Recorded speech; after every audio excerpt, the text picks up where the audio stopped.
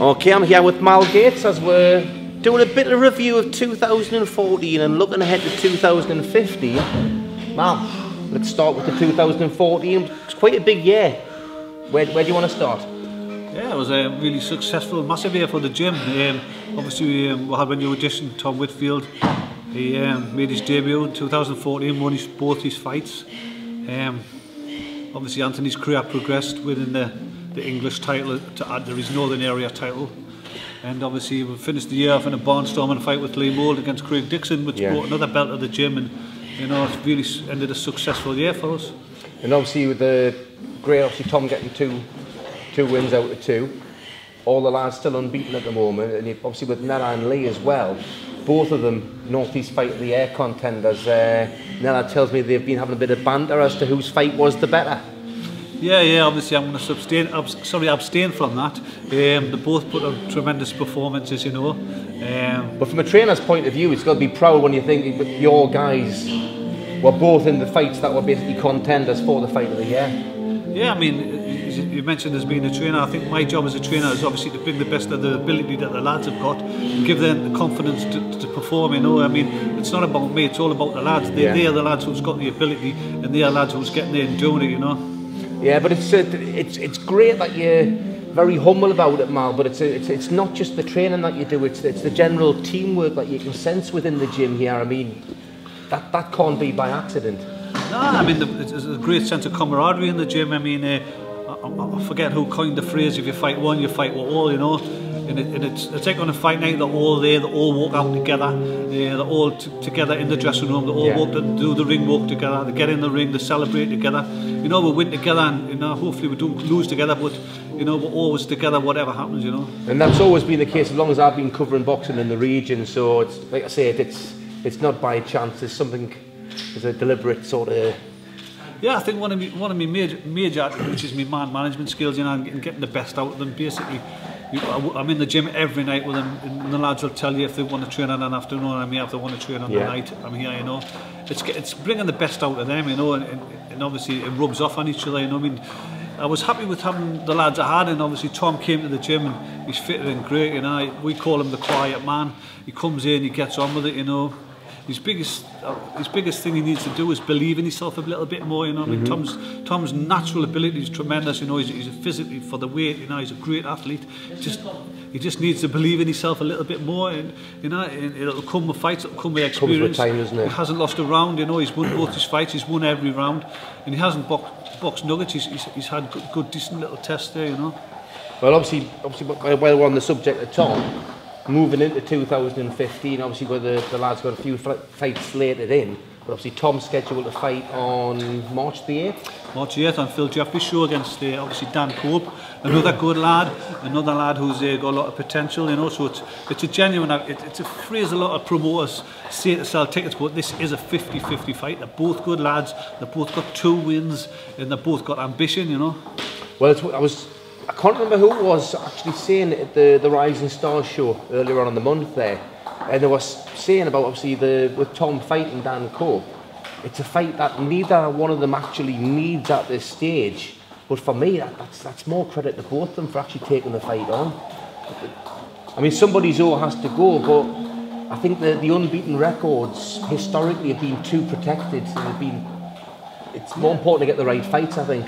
It's a great fight for the fans. I mean, I've got 100% confidence that Tom's going to win. If you ask Peter Cope Shana, he's going to say the same, you know. We're both good coaches, and we both believe in our boxers, so it's who performs best on the day, you know. And how's preparation going? Obviously, it's a couple of weeks before the show now.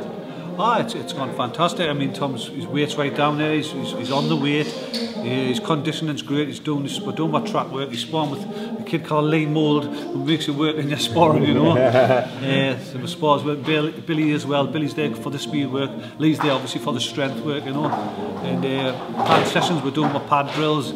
You know, it's going great, you know. So obviously Tom's added to the fold. Is there any plans to add any new fighters in there at all? I've never actually actively went out to chase any fighters, you know. know, I tell a bit of a lie. I did. I chased after Lee Moore, but he's the only one I've ever went to sign. You know, I mean, obviously Billy came here with Anthony through Horsey Hill Boxing Club. You know, these two lads came together, and Tom got in touch with us when he wanted to turn professional. But if people want to turn pro, they know where I am. I've got a good name out there, you know. But I would never ever actually physically chase after anyone. You know, it's not my style, you know. Well, you don't need to either. At the end of the day, like you say, people know where you are, and the track record you got over the last 3 years. Yeah, it's like unbeaten. Yeah, we've got 20 wins between them, you know. Yeah. So that record speaks for itself, as well as the condition of the lads when they go in each and every time as well. Well, I got the nickname Iron Man. I don't know where that came from. Yeah, I don't know. I think it was very smooth clothes. I think that's what it is. But so Tom's fighting on March the 8th. You've also got Anthony fighting on April the 4th at the arena. Yeah. It's a massive platform for Anthony to show his skills to a massive bigger audience than we have, you know. He's got a great fan base, you know. He's got the image. He can put it on top of it all. He can fight, you know. And that's all we need, that platform for people to see him and say, oh, you know, this kid is good, you know. But I know how good he is. You know, his biggest attribute, I think, is his will to win, you know. Anthony, he's a mark of good fighter is somebody finds a way to win, and he always does. I remember his second fight, his opponent pulled out, went up boxing the kid and giving a lot of weight away. And obviously I was a little bit nervous, but Anthony says, well, we'll go for it, you know. And he stopped the kid in 2 rounds, and in my eyes, that was massive for me. And his stature grew massive that day, you know. He just wants to move to the next level every time, which he has. Just don't forget, Anthony had under 30 amateur fights, you know what I mean, and to win 2 titles and remain unbeaten while he's been working full time, you know, he's done absolutely remarkable. Yeah, you know? That's what you call dedication. So he's ranked number 4 in Britain at the moment. Yeah. Obviously Butler's number 1, and he's moving on to world honours, so the likelihood is he's going to vacate the British title by the end of the year? Oh, definitely. Anthony's in the mix. He's in the top 4 in the country, and once Butler vacates, and Anthony's well in there to box for it, you know. But he's in there on merit, you know. He's not going to get there through the back door. He's there because of his rating, you know. And obviously with Lee as well. Obviously Lee had a fantastic fight at the end of the year with Craig Dixon. Yeah. How's Lee getting on now, and what's the plans for Lee? He's got a couple of things that's going on outside the boxing at the moment, which, you know, as a coach you've got to appreciate. They've got families, and he's got other things going on. But, you know, Lee's future is at 10 stone, and we know that. So we need to get him down to 10 stone and give him a couple of meaningful fights. You can't get up for boxing fights that's, you know, it's got no meaning. He wants to be in fights where he's either boxing for titles or he's taking somebody's scalp, you know what I mean. We went to Gateshead in the lads' own backyard and we took the belt, you know. And them's the sort of fights that gets Lee going, you know what I mean. Well, I was talking with Lee earlier off camera, and that's one of the things Lee was saying to me. It's like he's had his, talk about the apprenticeship, but he's had his apprenticeship fights. He stepped up to the level of Craig Dixon, and he was saying he doesn't want to be stepping back down on level again. He wants more challenges and things like that. Which again, that's what you want from your fighters, because it's ambition, isn't it? I'm not going to mention any names, but there's been a number of fighters regionally who've been picking and choosing the fights, and like I say, I'm not going to name any names, but how can you get anywhere unless you're prepared to actually take those challenges and move to the next level?